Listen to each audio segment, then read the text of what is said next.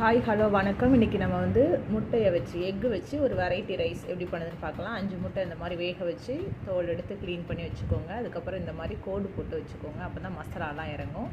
இப்போ நம்ம வந்து ஒரு பேனில் ஆயில் போட்டு அதில் கொஞ்சமாக மஞ்சத்தூள், கொஞ்சமாக மிளகுத்தூள் எடுத்துக்கலாம். ஆஃப் ஸ்பூன் எடுத்துக்கலாம். எடுத்துகிட்டு இந்த எக்கை வந்து கொஞ்சம் நல்லா அதில் பரட்டி எடுத்துக்கலாம். எடுத்து இந்த மாதிரி வச்சுக்கலாம். இப்போ அதே பேனில் ஆயில் ஒரு 2 ஸ்பூன் அளவுக்கு சேர்த்து ஒரு 5-6 கிராம்பு, பட்டை, 1 ஸ்பூன் மிளகு சேர்த்து இந்த மாதிரி வதக்கிடலாம். 1 கப் சின்ன வெங்காயம் இந்த மாதிரி தோல் எடுத்து க்ளீன் பண்ணி அதையும் வதக்கி எடுத்து வச்சுக்கலாம். ஆற வச்சுக்கலாம். இதை அரைக்கணும் நம்ம.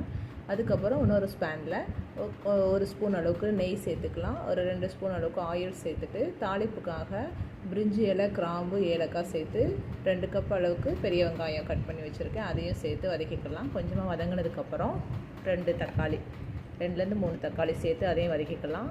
3 ஸ்பூன் அளவுக்கு இஞ்சி பூண்டு பேஸ்ட்டு, கொஞ்சமாக கருவேப்பிலை,